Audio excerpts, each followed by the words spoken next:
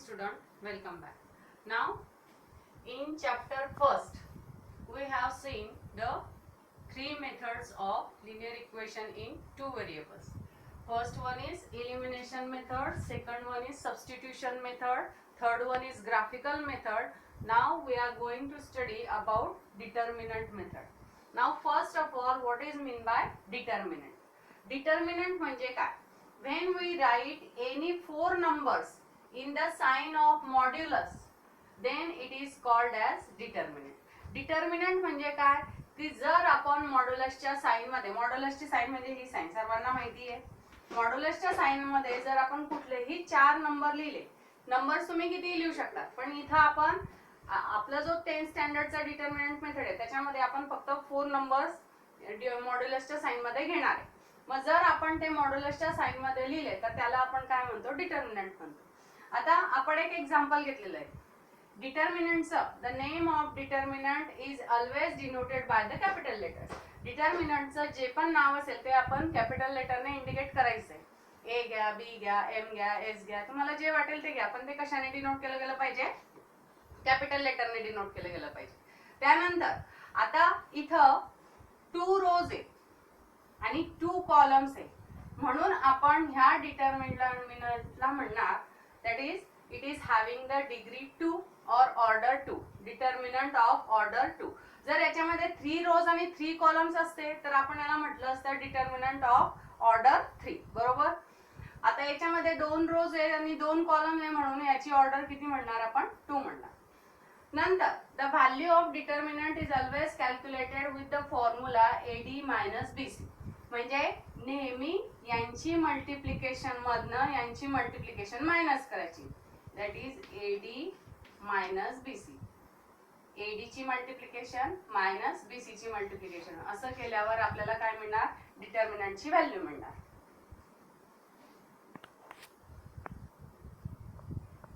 Now we take one example of determinant, that is determinant A is given 5, 3, 7, 9. Now we have to find the value of this determinant. Then how we can find the value of determinant? Can be find by formula AD minus BC. Now it is A, it is B, it is C, it is D. Now AD means 5 into 9 minus BC means 7 into 5 9s are 45 and 7 3s are 21. Here we get 24. This is the value of our determinant. समजलं? डिटर्मिनंटची value काढायची आहे तर डिटर्मिनंटची value आपण हा formula नेहमी use करायचा आहे, AD minus BC. नेहमी तुम्हाला यांचीच मल्टिप्लिकेशन आधी करायची, यांची मल्टिप्लिकेशन आधी करायची नाही.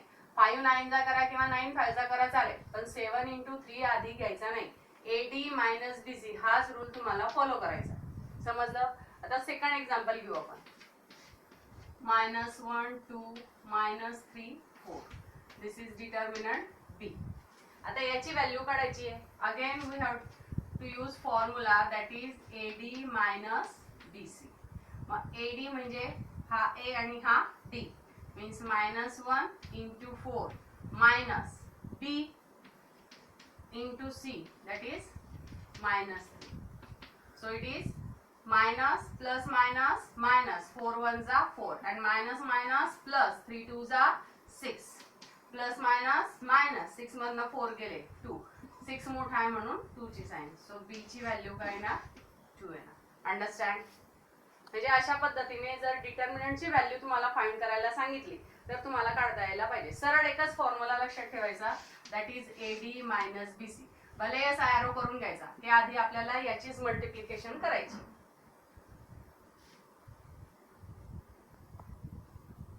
नाव डिटर्मिनंट मेथड. आता 3 मेथडने आपण जे सायमल्टेनियस इक्वेशन होते ते सॉल्व्ह केले आतापर्यंत. आता आपण बघणार की प्रॉपर डिटर्मिनंट मेथडने लिनियर इक्वेशन इन 2 व्हेरिएबल कसे सॉल्व्ह करायचे. तर डिटर्मिनंट मेथड जर सपोज आपण 2 लिनियर इक्वेशन इन 2 व्हेरिएबल घेतले, a1x plus b1y is equals to c1 and a2x plus b2y is equals to c2. हे दोन आपण जनरल इक्वेशन घेतले. तर आधी डिटर्मिनंट मेथड मध्ये डी ची व्हॅल्यू काढायची. डी ची व्हॅल्यू कशी काढणार, तर A1 A2 B1 B2. त्यानंतर dx ची व्हॅल्यू काढायची. आता dx ची व्हॅल्यू जेव्हा काढणार तेव्हा हा तुमचा x चा कॉलम असतो, हा तुमचा y चा कॉलम असतो. मग जेव्हा dx ची व्हॅल्यू काढायची तेव्हा x च्या कॉलम मध्ये C1 C2 टाकायचं आहे. C1 C2 B1 B2 as it is. लक्षात येतंय का? d ची व्हॅल्यू काढताना A1 A2 B1 B2 हे ॲज इट इज घ्यायची. dx ची व्हॅल्यू काढताना जो x चा कॉलम असेल तिथे C1 C2 टाकायचं आणि B1 B2 as it is राहणार. आणि dy काढायचा असेल तेव्हा A1 A2 as it is ठेवणार आणि B1 B2 च्या इथे टाकायचं C1 C2. आणि आता यांची व्हॅल्यू काढायची असेल तर d ची व्हॅल्यू आपण कशी काढणार, A1 B2 minus A2 B1. यांची व्हॅल्यू काढायची असेल तेव्हा C1 B2 minus C2 B1. आणि याची व्हॅल्यू काढायची असेल तेव्हा A1 C2 minus C1 A2. Same आहे, AD minus BC AD minus BC AD minus BC. आता x ची आपण कोणाकोणाची व्हॅल्यू काढली, आधी d चा डिटर्मिनंट तयार केला, नंतर dx चा तयार केला, नंतर dy चा तयार केला. यांच्या व्हॅल्यूज फाइंड करायच्या आणि मग आपल्याला x ची व्हॅल्यू फाइंड करायची. x ची व्हॅल्यू काढायची dx अपॉन d आणि y ची व्हॅल्यू काढायची dy अपॉन d. अशा पद्धतीने तुम्ही x, y फाइंड करू शकता. लक्षात आलं का? आता याच्यामध्ये तुमच्या इतकं खास लक्षात नाही येणार, पण जेव्हा आपण प्रॉपर एक्झाम्पल घेणार तेव्हा तुमच्या बरोबर लक्षात येईल. फक्त तुम्हाला काय लक्षात ठेवायचं आहे, आधी d ची व्हॅल्यू फाइंड करायची, नंतर dx ची व्हॅल्यू फाइंड करायची, नंतर dy ची व्हॅल्यू फाइंड करायची आणि नंतर x फाइंड करताना dx ची जी व्हॅल्यू असेल त्याला d ने डिवाइड करायचं आणि y फाइंड करताना dy ची जी व्हॅल्यू असेल त्याला परत d ने डिवाइड करायचं. ही झाली तुमची डिटर्मिनंट मेथड. आता आपण याचं प्रॉपर एक्झाम्पल घेऊ म्हणजे तुमच्या चांगलं लक्षात येईल.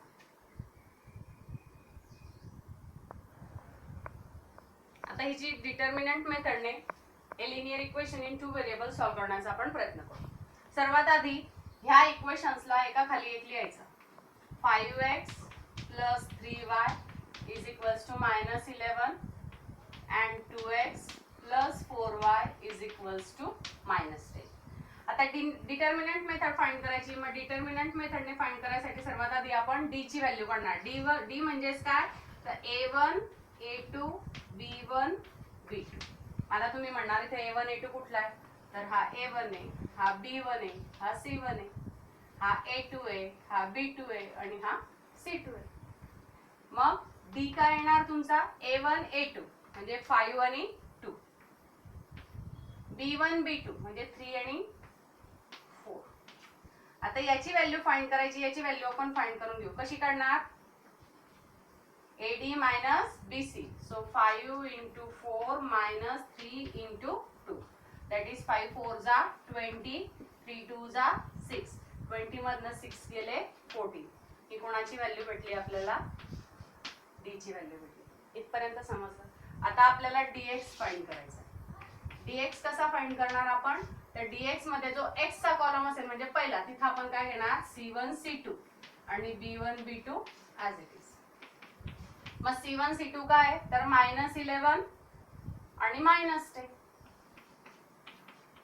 आणि B1 B2 काय 3 आणि 4. परत यांची व्हॅल्यू फाइंड करा. आता 11 4 जा आता एक असं घ्यायचं, -11 into 4 -10 into 3. आता प्लस मायनस मायनस 11 4 जा -44 -10 3 जा -30 -44 minus minus plus 30 plus minus minus 44 मधनं 13 गेले, किती राहणार 14 आणि 44 मोठा आहे म्हणून कशाची साइन लागणार, मायनसची. That is your value of dx. लक्षात येतंय का? हे पहा, जो x चा कॉलम असेल तिथे मी C1 C2 घेतला, नंतर B1 B2 as it is घेतला. C1 C2 कोणते तुमचे -11 आणि -10. फक्त मल्टिप्लिकेशन करताना मायनसची साइन व्यवस्थित बघायची, साइन मध्ये गडबड करायची नाही. आता -11 into 4 होता म्हणून मी त्याला ब्रॅकेट मध्ये घेतला, ही मायनसची साइन स्पेशल दिली आणि नंतर -10 इंटू 3 केला. जर मी डायरेक्ट लिहिलं असतं तर गोंधळ झाला असता, म्हणून हे नेहमी ब्रॅकेट मध्येच लिहत चला, म्हणजे तुमचे साइन मध्ये गोंधळ होणार नाही. मग इथे किती आलं, प्लस मायनस मायनस, 11 4 जा 44 आणि मायनस मायनस प्लस झाला, 11 10 3 जा 30 आणि प्लस मायनस मायनस होईल. 44 मधनं 30 गेले किती राहणार, 14. पण 44 मोठा आहे आणि 44 ची साइन मायनस आहे, म्हणून dx कसा येईल तुमचा निगेटिव्ह येईल. आता ही dx ची व्हॅल्यू काढली. आता आपल्याला dy ची व्हॅल्यू काढायची. dy ची व्हॅल्यू आपण कशी काढणार, that is a1 a2 as it is, आणि जे y ची एक कॉलम आहे त्याच्यामध्ये घेणार आपण c1 c2.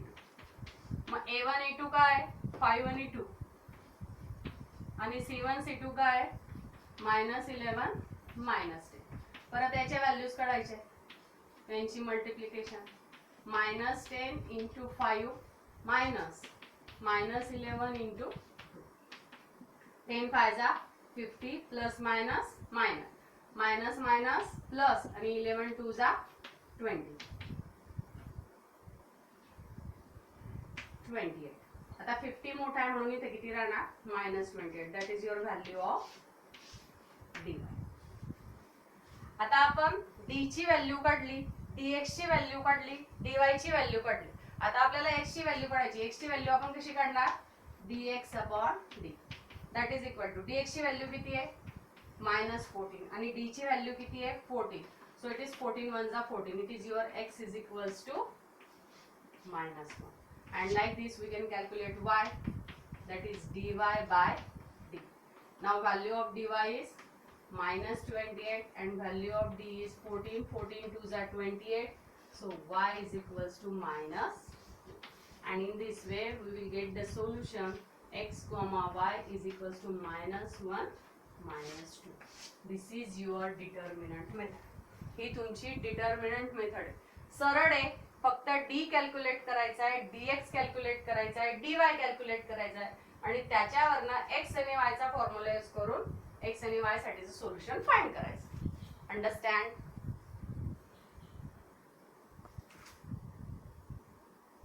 Now we start practice set 1.3.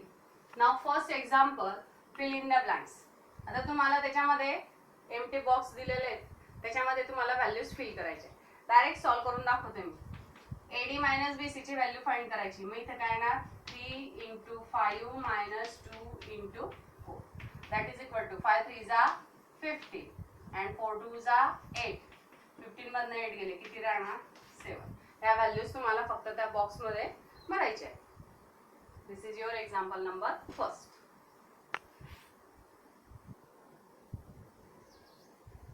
Now question number 2, find the value of determinants. आता हे 3 डिटर्मिनंट्स दिलेले, त्यांच्या व्हॅल्यूज आपल्याला फाइंड करायचे आहेत. मग डिटर्मिनंट फाइंड करण्यासाठी फॉर्म्युला काय आपला, that is AD minus BC. एवढंच लक्षात ठेवायचं आहे, दुसरं काहीच नाही. म्हणजे सर्वात आधी यांची मल्टिप्लिकेशन करणार आपण, that is equal to -1 into 4 minus 7 into 2 plus minus minus 4 1 जा 4 means it is -4 मायनस 7 2 जा 14. आता मायनस मायनस काय होणार, प्लस होणार. सो 14 प्लस 4 18 आणि साइन लागेल minus. That is this is your answer, -18. Now second example, again AD minus BC. So 5 into 0 minus -7 into 3. So 5 zeros are 0, minus minus 21 and minus minus plus, so it is 21. This is second example. Now third one. Again we have to multiply it. 7 upon 3 into 1 upon 2 minus 5 upon 3 into 3 upon 7 1 जा 7, 3 2 जा 6 minus 5 3 जा 15 आणि 3 2 जा 6. आता denominator सारखा आहे, म्हणजे सरळ आपण यांची सबट्रॅक्शन करू शकतो. 7 minus 15 upon 6 that is equal to -8 upon 6. Now both the numbers are divisible by 2. So 2 4s are 8, 2 3s are 6. That is equal to minus 4 upon. This is your answer. समजलं? एकदम सोपं आहे. फक्त एकच फॉर्म्युला लक्षात ठेवायचा आहे, एडी मायनस बीसी. तुम्हाला 2 मार्कांसाठी हा प्रश्न येतो.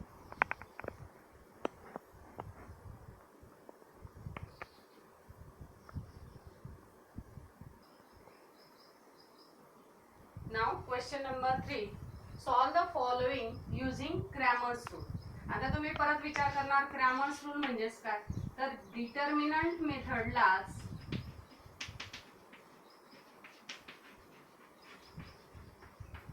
काय म्हटलं जातं, क्रॅमर्स रूल. का म्हटलं जातं, because this method is invented by the mathematician Gabriel Cramer. Gabriel क्रॅमरने ही मेथड इन्व्हेंट केलेली आहे, म्हणून त्याच्या नावावरनं ह्या मेथडला क्रॅमर्स रूल सुद्धा म्हटलं जातं किंवा डिटर्मिनंट मेथड सुद्धा म्हटलं जातं.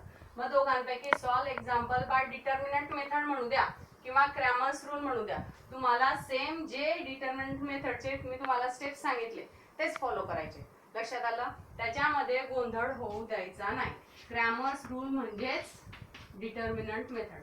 आणि त्याला का म्हटलं जातं क्रॅमर्स रूल, तर गॅब्रियल क्रॅमर ह्या मॅथमॅटिशियनने ही मेथड फाइंड केलेली म्हणून त्याच्या नावावरने याला क्रॅमर्स रूल म्हटलं जातं. अंडरस्टँड?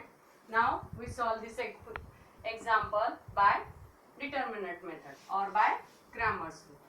मग सर्वात आधी पहिली स्टेप काय, तर ह्या इक्वेशनला एका खाली एक लिहायचं. 3x minus 4y is equals to 10 and 4x plus 3y is equals to 5. मग सर्वात आधी आपण काय फाइंड करणार, d. That is a1, a2, b1, b2. आता a1, a2 काय, तर 3 आणि 4. आणि b1, b2 काय, तर -4 आणि 3. जर नंबर निगेटिव्ह असेल तर मायनसची साइन घ्यायला विसरायचं नाही. हे सर्व पॉझिटिव्ह होते म्हणून मी यांना ॲज इट इज घेतलं, पण 4 कसा आहे निगेटिव्ह, म्हणून त्याची साइन निगेटिव्ह इथं लावायलाच पाहिजे. आता याची व्हॅल्यू फाइंड करायची. याची व्हॅल्यू परत कशी फाइंड करणार, एडी मायनस बीसी ने. So 3 into 3 minus -4 into 4. That is 3 3s are 9 minus 4 4s are 16 plus minus -16. So 9 minus minus plus 16. So 16 plus 9, that is equal to 25. So D is equals to 25. Now we find dx. How we can find dx? That is C1, C2, D1, B2. मग C1, C2 म्हणजेच काय, तर 10 आणि 5 constant.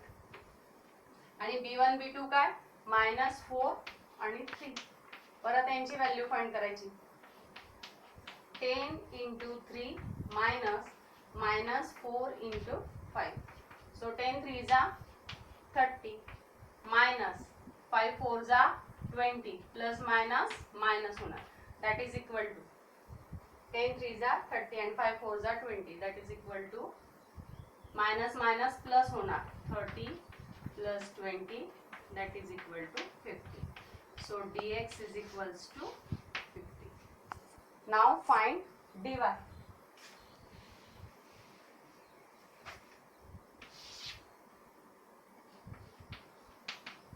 Now dy a1, a2, c1, c2. So a1, a2 ची value 3 and 4, c1, c2 10 and 5. So 5 into 3 minus 10 into 4. 5 3s are 15 minus 10 4s are 40. Now it is 15. आता हा minus आहे, सरळ यांच्यामध्ये मायनस होणार. यांच्यामध्ये जर वेगवेगळ्या साइन असल्या तर मग आपण त्यांच्यामध्ये केली असती. आता यांची सबट्रॅक्शन काय येणार, तर 35 25 आणि 40 मोठा आहे, 40 ची साइन मायनस आहे म्हणून हा काय येणार minus. That is equal to dy. आता बघा आपण काय काय फाइंड केलं, d ची व्हॅल्यू फाइंड केली, dx ची व्हॅल्यू फाइंड केली, dy ची व्हॅल्यू फाइंड केली. आता आपल्याला व्हॅल्यूज कशाच्या, सोल्युशन कशासाठी फाइंड करायचं आहे, x आणि y साठी. मग x ची व्हॅल्यू काय येणार, तर dx upon D that is equal to dx ची व्हॅल्यू किती आहे 50 आणि d ची व्हॅल्यू किती आहे 25. 25 1 that 25, 25 2 are 50. So x is equals to 2. And now for y, that is dy by d. dy ची व्हॅल्यू -25 आणि d ची value 25. 25 1 that 25. So y is equals to -1. And that is our solution. That is x comma y is equals to 2 comma -1. Method लेंदी आहे पण एकदम सोपी. फक्त d कुठला घ्यायचा आहे, dx कुठला घ्यायचा आहे आणि dy कुठला घ्यायचा आहे हे क्लिअर व्हायला पाहिजे. बाकी एकदम इझी. अंडरस्टँड. आजच्या लेक्चर मध्ये आपण डिटर्मिनंट म्हणजे काय ते फाइंड केलं, डिटर्मिनंटच्या व्हॅल्यूज कशा काढायच्या ते फाइंड केलं आणि डिटर्मिनंट मेथडने लिनियर इक्वेशन इन 2 व्हेरिएबल साठी सोल्युशन कसं फाइंड करायचं ते सॉल्व्ह केलं. आता आज आपण जेवढेही एक्झाम्पल्स घेतले एक्सरसाइज मधले ते सर्वांनी घरी होमवर्क मध्ये आणि क्लासवर्क मध्ये सॉल्व्ह करायचे. कोणाला काही अडचण असली तर तुम्ही मला केव्हाही मेसेज करू शकता. 10वीच्या मुलांनी व्यवस्थित लक्ष द्यायचंय. युट्यूबवर मला कोणी कोणी व्हिडिओ पाहिला आणि नाही पाहिला ते समजतंय, त्याच्यामुळे सर्वांनी व्हिडिओ बघायचे. पालकांनी कृपया याकडे लक्ष द्यायचंय, कारण शेवटी जितकी विद्यार्थ्यांची जबाबदारी आमची आहे तितकीच ती पालकांची सुद्धा आहे. म्हणून प्लीज कोऑपरेट करा. Thank you very much.